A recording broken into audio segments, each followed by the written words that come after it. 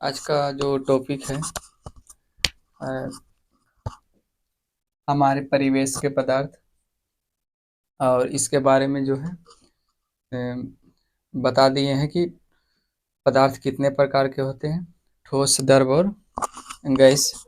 और ठोस का डिफिनेशन भी बता दिए हैं, या द्रव या गैस, इस सब के बारे में जो है डिफिनेशन बता दिए हैं।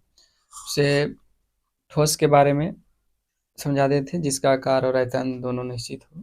द्रव के बारे में भी बता दिए थे जिसका आकृति अनिश्चित हो और आयतन निश्चित हो। अब जो समझना है कुछ अलग से इधर है लिखे। पदार्थ की तीन अवस्था होता है, ठोस, द्रव एवं गैस, और एक दूसरे से परिवर्तित किया जा सकता है। जैसे ठोस, द्रव और गैस जो है, अगर ठोस से हम द्रव बना सकते हैं, द्रव से गैस भी बना सकते हैं, और गैस से द्रव भी बना सकते हैं, और द्रव से ठोस भी बना सकते हैं। तो ये सब जो है समझना है कि जैसे ठोस से द्रव बना रहे हैं, द्रव से गैस, फिर गैस से द्रव, फिर द्रव से ठोस बना रहे हैं। तो अब जैसे समझना है कि जल को अगर 0 डिग्री सेल्सियस तक अगर करते हैं तो बर्फ बनता है। फिर बर्फ को जब हम गर्म करते हैं तो वाष्प बन के उड़ जाता है।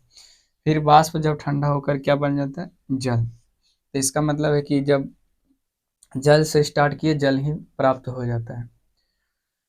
फिर बर्फ पर ऊष्मा का प्रभाव का प्रदर्शन मतलब कैसे किया जाता है? तो बर्फ को गर्म करने पर बाहर से ऊष्मा को आपूर्ति होती है।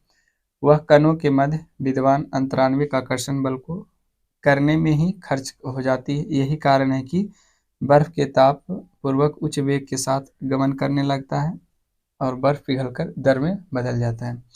जैसे बर्फ अगर कोई बर्तन में रखते हैं या कोई भी चीज़ में रखते हैं तो बाहरी वातावरण से ऊष्मा को ग्रहण करता है। ग्रहण करके वो बर्फ को क्या करता है कि पिघला देता है। पिघला देने मतलब ऊष्मा जो है उसका अंतराण्विक आकर्षण बल जो होता है धीरे धीरे धीरे कम हो जाता है, जिसके कारण वो बर्फ पिघल जाता है। यहाँ पर लिखल है उच्च वेग के साथ गमन करने लगता है और उसका जो अंतराण्विक आकर्षण बल करने में बहुत मतलब खर्च हो जाता है, तो गमन करना स्टार्ट कर देता है। अब जो है द्रव्यनाक समझना है। तो द्रव्यनाक है मेल्टिंग पॉइंट किसे कहते हैं? तो वायुमंडलीय दाब पर वह ताप जिस पर कोई ठोस पदार्थ द्रव अवस्था में परिवर्तित होना स्टार्ट कर दे तो उसको हम द्रव्यनाक कहते हैं। जैसे कोई भी पदार्थ है ठोस, अगर द्रव में परिवर्तन होना स्टार्ट कर देता है तो उसको क्या कहते हैं? द्रव्यनाक कहते हैं। तो बर्फ का द्रव्यनाक 0 डिग्री सेल्सियस होता है, 273 केल्विन या 273.15 केल्विन या 273 केल्विन होता है। एग्जाम में आता है कि जल का द्रव्यनाक कितना होता है, बर्फ का द्रव्यनाक कितना होता है, तो 0 डिग्री सेल्सियस होता है। केल्विन में पूछेगा तो 273.15 केल्विन होता है। ये ऑब्जेक्टिव में पूछ देता है, डायरेक्ट डिटो पूछता है। अब जो है समझना है कि ठोस पदार्थ का द्रवण किसे कहते हैं? ठोस पदार्थ के द्रव में परिवर्तन ठोस पदार्थ का द्रवण कहते हैं।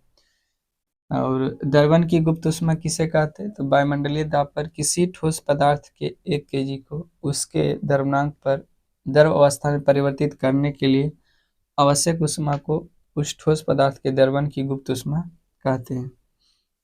जैसे बर्फ के द्रवण की गुप्त ऊष्मा समझना, जिस द्रवण की गुप्त ऊष्मा किसे कहते हैं? वायुमंडलीय दाब पर जिस 1 kg मान लो कि कोई ठोस पदार्थ है, उसको द्रव में बनाने के लिए जितना ऊष्मा ऊर्जा की आवश्यकता होता है, तो उसी को हम लोग कहते हैं ठोस पदार्थ के द्रवण की गुप्त ऊष्मा कहते हैं। फिर समझना है कि बर्फ के द्रवण की गुप्त ऊष्मा कितना होता है? 3.347 गुना 10⁵ जूल प्रति किलोग्राम होता है। जैसे बर्फ के द्रवण की गुप्त ऊष्मा होता है 3.347 गुना 10⁵ जूल प्रति कूलाम होता है। फिर बर्फ का द्रव्यमान 0 डिग्री सेल्सियस पर 1 kg बर्फ को पिघलाकर जल में परिवर्तित करने के लिए कितना ऊष्मा की आवश्यकता है? 3.347 गुना 10⁵ जूल की आवश्यकता होता है। फिर द्रव का क्वथनांक किसे कहते हैं? जिस ताप पर कोई पदार्थ द्रव से अगर गैस में परिवर्तित हो रहा है तो उसको द्रव का क्वथनांक कहते हैं। तो यही समझना था। जैसे इसमें जो है स्क्रीनशॉट लेके और 1 2 बार 3 बार पढ़ें तुरंत मतलब याद हो जाएगा। और इसी तरह मतलब जो है, अगर टाइम मिलेगा तो वीडियो आते रहेगा। तो ये सब जो है पहले बारीकी से कॉपी में नोट डाउन कर लें, उसके बाद धीरे धीरे इसको मतलब रिवाइज करें तो मतलब लगभग याद हो जाएगा तुरंत। जैसे कोई भी स्टूडेंट को लगता होगा कि मतलब वीडियो डालते फ्री में, मतलब ये एग्जाम में आएगा कि नहीं आएगा, तो ऐसा कोई बात नहीं है। कोई भी अगर डालते हो निश्चित है कि 9th क्लास का में पूछेगा, और जो आगे पढ़ाई करेंगे उसमें भी मिलेगा। ठीक है, रहने देते हैं।